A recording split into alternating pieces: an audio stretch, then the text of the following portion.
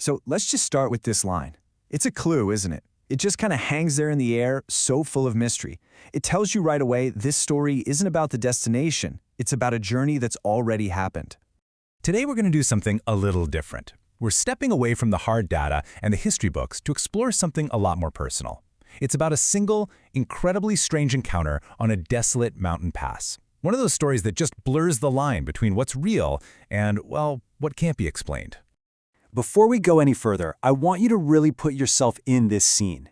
Imagine you're alone, miles from anywhere, on a truly dangerous road, and you see someone. What do? It's that classic conflict, right? Your head versus your heart, your caution versus your compassion.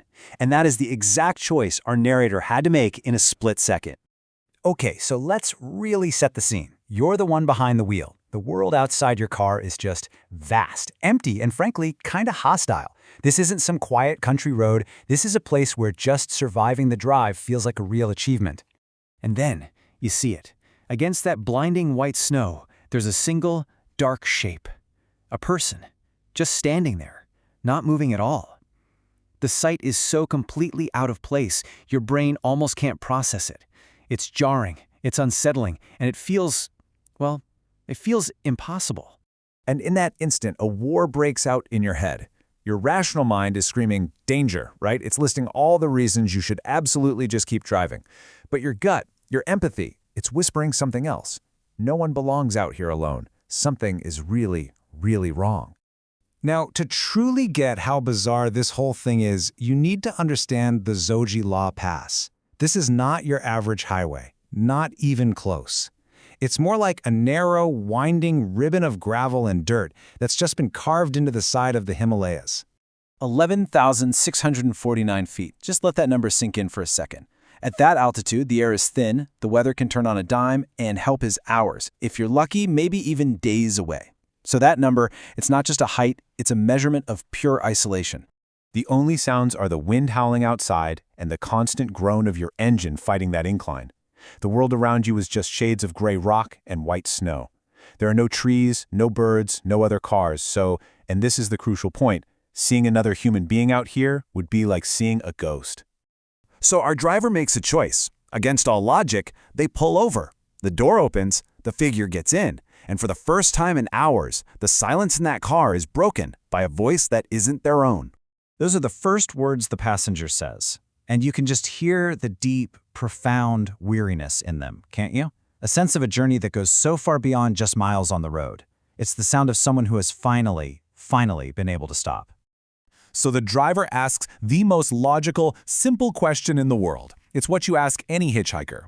You're expecting an answer like, the next town or just down the mountain. But the answer that comes back is anything but logical. Just think about that response. I am just trying to get to the other side of memory. It's poetic, it's evasive, and it is deeply strange. That is not a destination you can find on any map. And that one sentence just transforms this passenger from a simple traveler into a complete and total enigma. Who is this person? And this entire life-altering event, it all happens in just 22 minutes. That's it. A brief, intense little window of time where the normal rules of the world seem to bend. And it all leads to this moment of sudden, absolute silence. The weird conversation just ends. The driver, a little unnerved, focuses for a second on a tricky piece of road. And when they look back over to the passenger seat, everything has changed. The seat is empty. The door never opened. The car never stopped. The passenger is simply gone. Vanished is really the only word that fits. And this is the exact moment the story tips over from just strange into the realm of the truly impossible.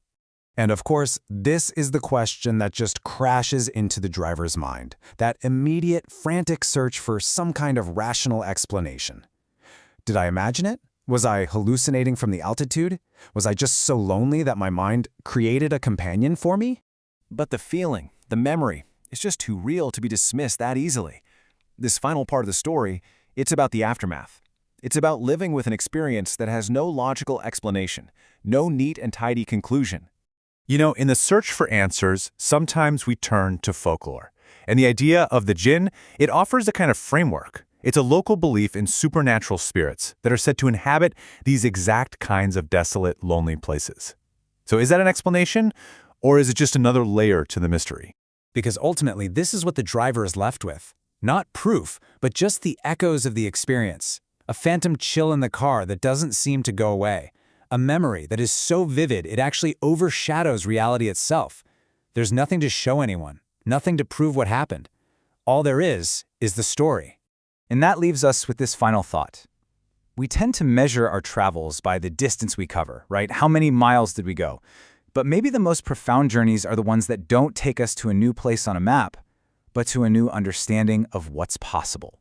The ones that leave us with questions instead of answers.